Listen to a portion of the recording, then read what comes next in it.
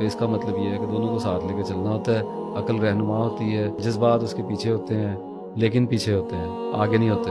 जब आप अपना एनालिसिस कर लीजिए, आपके जज्बात आ गए हैं या आपकी अकल आ गई है। अगर आपकी अकल थोड़ी पीछे रह गई है तो उसको इल्म के साथ सप्लाई दे के उसको फीड करें और उसको आगे लेके आए, उस घोड़े को जरा पार दें तो आपके आगे आ जाएगा, आपको लेके चल पड़ेगा। फिर जैब्स वगैरह आपको आ जाएंगे, लेकिन दचका लगने के बाद, वुंडेड होने के बाद हील कर देंगे, क्विकली हील करना शुरू कर देंगे। नफसियाती मसला नहीं होगा, हो ही नहीं सकता, दुख नहीं आएगा, आ ही नहीं सकता। जब तक अल्लाह ना चाहे इंसानों से दुख नहीं आ सकता। अल्लाह जब चाहता है तो आता है, लेकिन अल्लाह फिर जल्दी जल्दी निकाल भी लेता है। अगर आपकी जो अटेंशन है पूरी तरह से फोकस्ड नहीं है, तो इवेंट्स को जो ट्रिगर हो रहे हैं, सिचुएशंस, अगर आप उनको क्लियरली नहीं देख रहे, अगर आपका पर्सपेक्टिव इमोशनल है, नॉस्टैल्जिक है, अगर आप पीछे माजी से बहुत ज्यादा जा के चीजों में जाते हैं, you will become a puppet. Puppet ऐसे होता है जब आपके आइडियाज की कोई इंसल्ट होगी आपको दुख आएगा, और जब आपके आइडिया की तारीफ होगी, यानी आपके इमेज की तारीफ की जाएगी, तो आप खुश हो जाएंगे। ये रिमोटली ड्रिवन होता है आदमी। तो इसका मतलब ये है कि आप ड्राइव हो जाते हैं।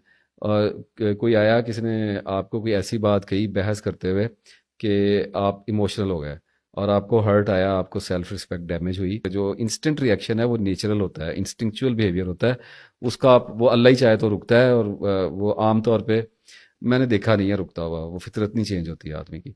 लेकिन ये है कि जो उसका जो आफ्टर मैथ जब आप कर लेते हैं ना, तो आपकी रिकवरी बहुत तेज़ी से हो जाती है। अपने नफ्स को ऐसा कर लें कि जब ये आपको कहे कि मुझे वो चाहिए, मुझे वो चाहिए, मुझे वो चाहिए, उसे कहें देता हूँ, दे देता हूँ, अगले साल ले लेना, कल ले लेना, परसों ले लेना। तो वो कहेगा अच्छा ठीक है, वेट कर लेता हूँ। तो उसको दे दी ना कैंडी, वो थोड़ा सा आगे गया, तो फिर उसने कहा अच्छा मुझे वो भी चाहिए, मुझे ये भी चाहिए, उसको देता हूँ, आगे देता हूँ, 2 मिनट ठहर जा, महीना ठहर जा, लगा दो। क्या मुहावरा चलता है, ट्रक की बत्ती के पीछे लगा दो, ना ट्रक रुके ना जान छूटे। तो आहिस्ता आहिस्ता फिर नफ्स खुद ही समझ जाता है कि इसने, इससे मुझे नहीं मिलना कुछ ज्यादा, ये मुझे ना भूखा ही मारेगा मैंने। तो वो फिर खुद ही थोड़ा सा टेम होने की कोशिश किया करता है। लेकिन बहरहाल दुश्मन तो बहुत बड़ा है, सबसे बड़ा है, तो उसको अंडर एस्टिमेट तो नहीं कर सकते। बेनिफिट जो होता है वो डिवाइन है। बेनिफिट ये होता है, ना तो आपको कोई डिप्रेस कर सकता है और ना आपकी कोई खुशामद कर सकता है। मतलब इसका क्या हुआ कि आपको ड्राइव नहीं कर सकता। तो मतलब इसका फिर क्या निकला कि आपको यूज नहीं कर सकता। तो मतलब इसका ये हुआ कि आप आजाद हैं। मजबूरियों की और बात है, समटाइम आदमी को जानते बूझते ड्राइव होना पड़ता है। सोशलाइजेशन है, रिश्तेदारों में रहते हैं, घरों में रहते हैं, मोहल्लों में रहते हैं, दोस्त अब आपके साथ रहते हैं। सेक्रीफाइस भी एक चीज होता है, कंप्रोमाइज भी एक चीज होता है, विजडम होना चाहिए। कभी कभी होंगे ड्राइव, होना पड़ेगा तो हो जाएंगे, मसलियत का तकाजा होगा तब भी हो जाएंगे, किसी की रिस्पेक्ट के लिए हो जाएंगे, कभी कभी वक्त के तकाजे के लिए हो जाएंगे, कभी कभी अपनी जात को नीचे भी करना पड़ता है,